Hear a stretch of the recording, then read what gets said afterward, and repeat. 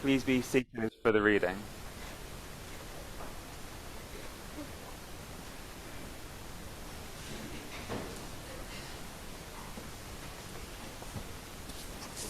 So the first reading is taken from Leviticus chapter 19, which can be found on page 121 in your Pew Bibles.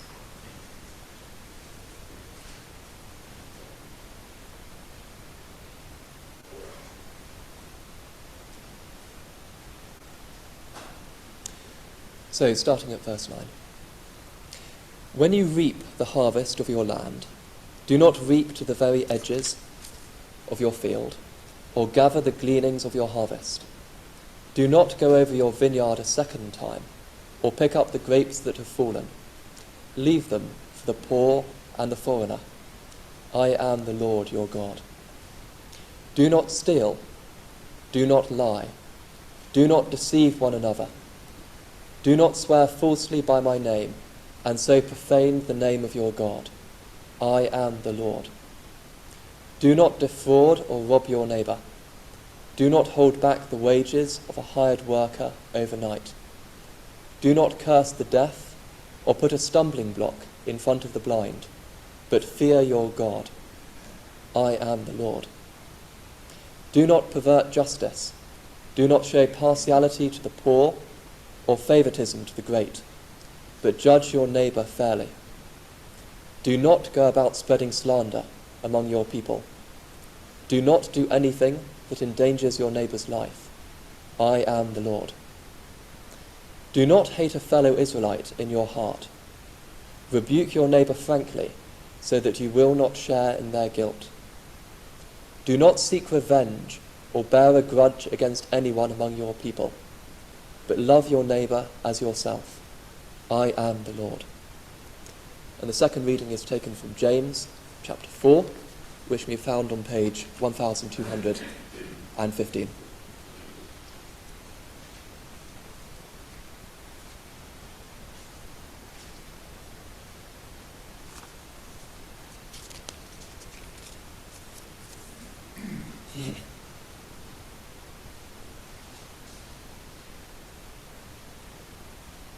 So chapter 4, starting at verse 11. Brothers and sisters, do not slander one another. Anyone who speaks against a brother or sister, or judges them, speaks against the law and judges it. When you judge the law, you are not keeping it, but sitting in judgment on it. There is only one lawgiver and judge, the one who is able to save and destroy. But you, who are you to judge your neighbour? Now listen, you who say, today or tomorrow we will go to this or that city, spend a year there, carry on business and make money. Why? You do not even know what will happen tomorrow. What is your life? You are a mist that appears for a little while and then vanishes.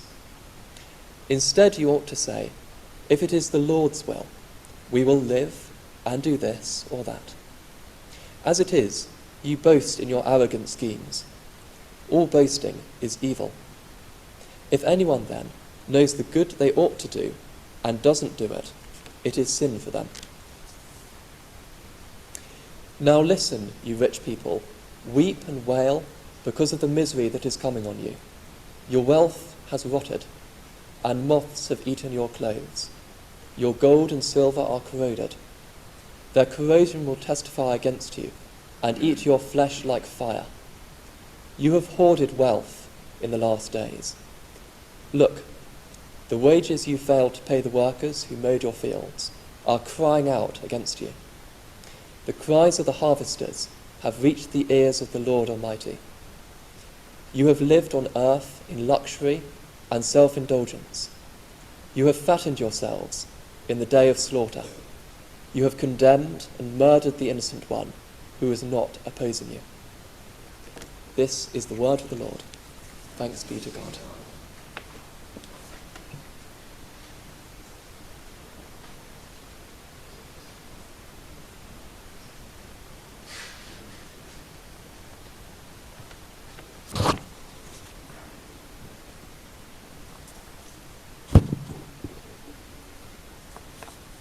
So we are looking at those verses from James, continuing our series. So from James chapter 4, verse 11, through to chapter 5 and verse 6.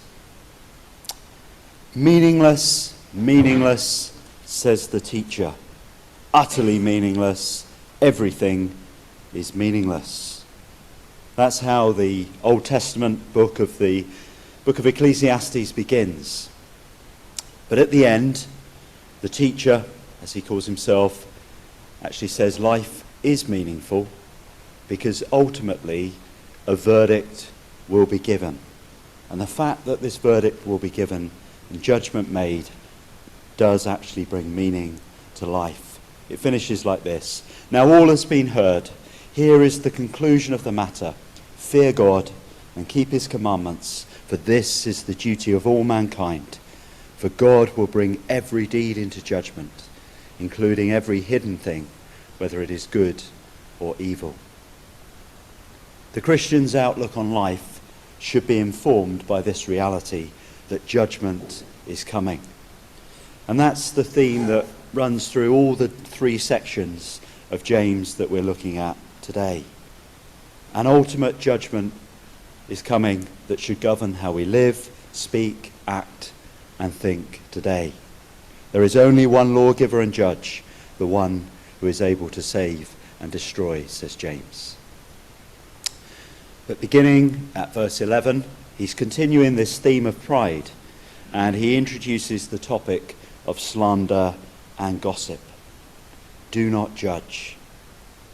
Don't slander one another.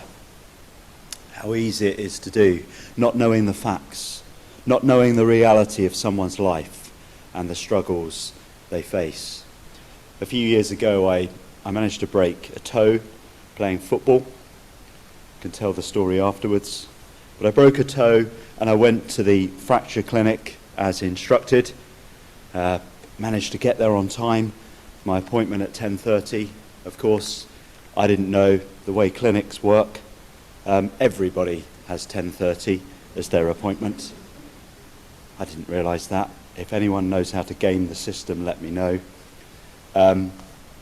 Anyway, there I was, sat down, and an older couple came in, not particularly infirm, but they'd obviously come to the fracture clinic, and they gave me a terrible glare. They could see what looked like a picture of health sat in a chair, and there was hordes of us crowded into this clinic, all with 10:30 as the appointment. So I did the right thing because I was a lot younger and I only had a broken toe. So I stood up and I let them, the one that needed to see the doctor, I let them have the chair. But when my name got called, and it got called first, I made sure that I limped and hobbled past them. But so often with gossip, we don't know the facts, we don't know the reality of someone's life and the struggles that they face. We don't assume good intent. We attribute bad motives, and we take great delight in the fall of others. And this is what James is warning against. I grew up in a very tight-knit and sort of exclusive, as in they felt themselves exclusive Baptist denomination. That was my church background. And I say tight-knit because it might be better to call it claustrophobic. And they were very inward-focused, and they loved nothing more than to talk about what was going on, some scandal in some other little Baptist chapel not far away or in another county. And they would deliver this news in a very sort of judgmental, censorious tone. And once the verdict had been delivered on whatever scandal it was, at the end they would say, still, we mustn't judge. And Jesus, in the Sermon on the Mount, issues this similar instruction. Do not judge, or you too will be judged. For in the same way you judge others, you will be judged. And with the measure you use, it will be measured to you. It's very easy to misunderstand Jesus' teaching here and think that we must never judge anything. But of course, in that same chapter, he goes on to say we must judge false teaching, and we must judge rejection of him and his teaching. So we should view James's warning in the same way. It's about our inward attitude. He's warning against the self-righteous pride, the hypocrisy, and the damage that results in the church from gossip and slander. He's warning against imagining ourselves superior to others. He's warning that in judging, we may bring God's judgment upon ourselves. As he said back in chapter 3, verse 5, the tongue is small, but it needs to be controlled. Consider what a great forest is set on fire by a small spark from the tongue. The second section is the one that Tim went through, thinking about how we view the future. We can bring judgment on ourselves as to what our outlook is on life. For the Christian, their outlook should be distinctive. We should recognize two really big things. We are not in control. God is in control. And James says life is fragile. Our life is a mist. I began with Ecclesiastes, the meaningless word. It means it's a vapor. Life is like knitting fog, and it's full of failure, frustration, futility. And we are definitely not the master of our fate, and we are not the captain of our soul. And we should live humbly and in recognition of that. The attitude of our heart and even our speech should acknowledge that God is sovereign. He is the one who controls the future. Therefore, don't boast about tomorrow. We had a bit of an illustration of this in our family yesterday. Theo, who is here this morning, which is lovely, to have my son back from university for a reading week. I'm not sure how much reading will get done. But he was a week ago, just over a week ago, I sent him a picture of the weather forecast, and it looked pretty good. And because we're a bit silly, we planned a barbecue for yesterday afternoon. And more than that, he said, I'm not going to fly this time so I can bring more stuff back. I'm actually going to go on the train. So it turns out that the train to Plymouth was cancelled, obviously stopping at Bristol Parkway. Then the next train was running, so he jumped on that one, but that terminated at Leeds. Eventually, after a drive to Slough, I picked my son up. We didn't have a barbecue, but he is back. But life is like that. We can't even forecast 1 week ahead, whether it's the weather, the economy, anything. And Tim took us through that with some really good examples. Don't boast about tomorrow, James says. Don't boast about what you're going to achieve, what grades you're going to get, what money you're going to make. Why? Because it's all a gift from God. It's all in his hands and should be viewed like this. Jesus told a story in Luke chapter 12. The ground of a certain rich man yielded an abundant harvest.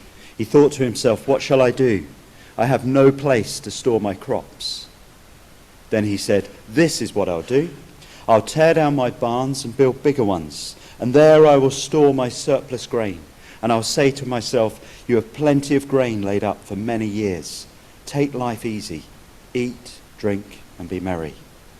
But God said to him, you fool, this very night your life will be demanded from you.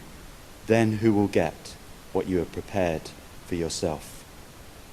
This is how it will be with whoever stores up things for themselves, but is not rich towards God. Our attitude, our speech should be one of God willing. If the Lord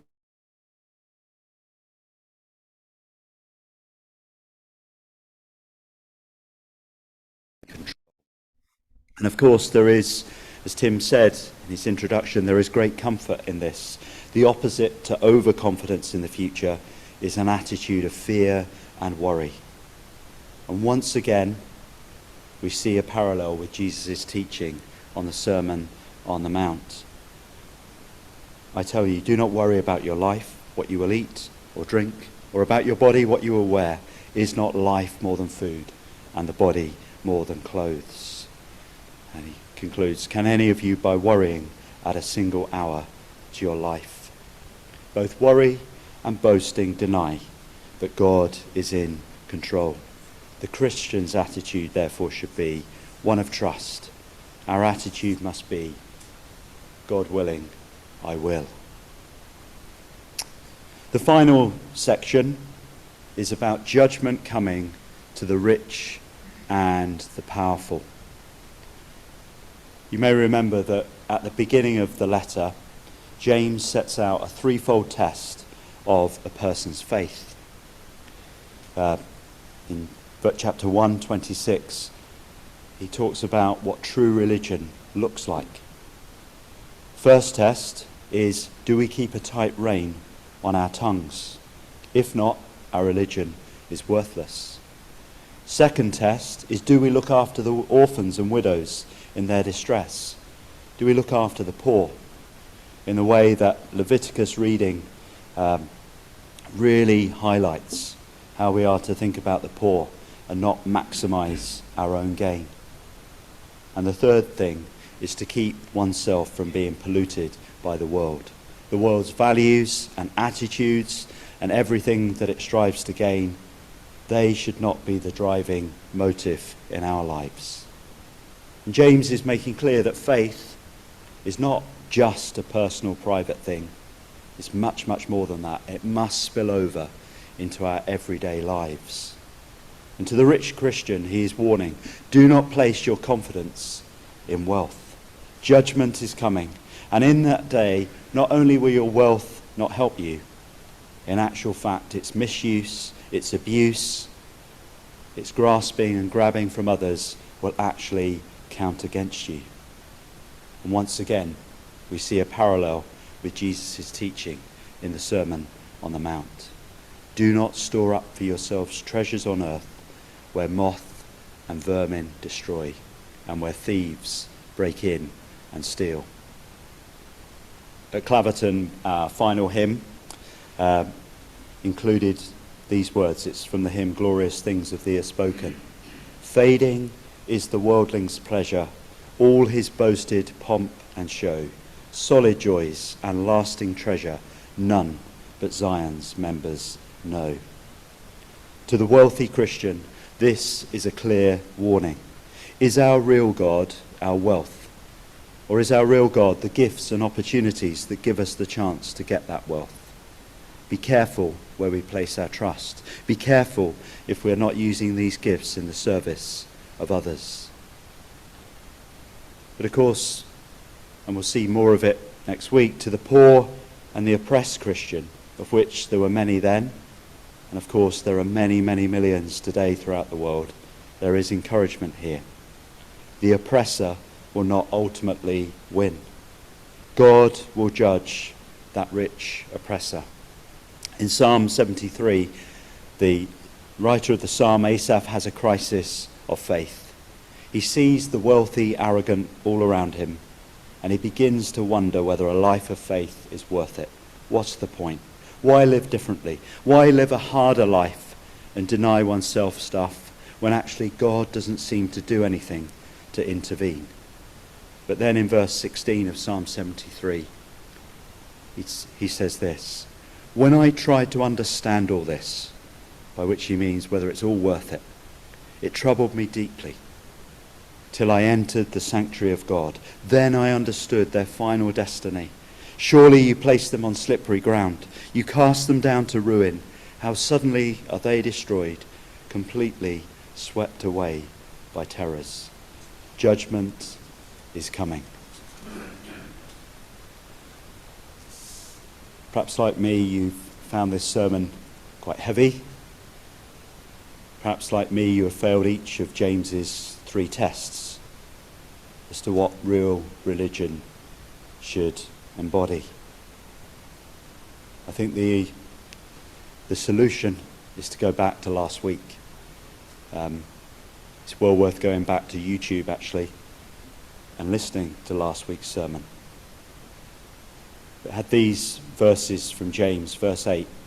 Come near to God, and he will come near to you. Wash your hands, you sinners, and purify your hearts, you double-minded. Grieve, mourn, and wail. Change your laughter to mourning, and your joy to gloom. Humble yourselves before the Lord, and he will lift you up. Yes, judgment is certain. Judgment on our speech, our delight in gossip is certain. Judgment on how we are so overconfident and we strut about with great certainty about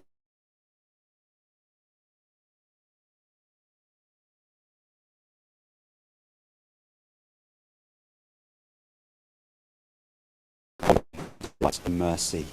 He gives us what we don't deserve. I want to finish with the old words of the General Confession. We have erred and strayed from thy ways like lost sheep. We have followed too much the devices and desires of our own hearts. We have left undone those things which we ought to have done, and we have done those things which we ought not to have done. And there is no health in us. But thou, O Lord, have mercy upon us, miserable offenders. Amen.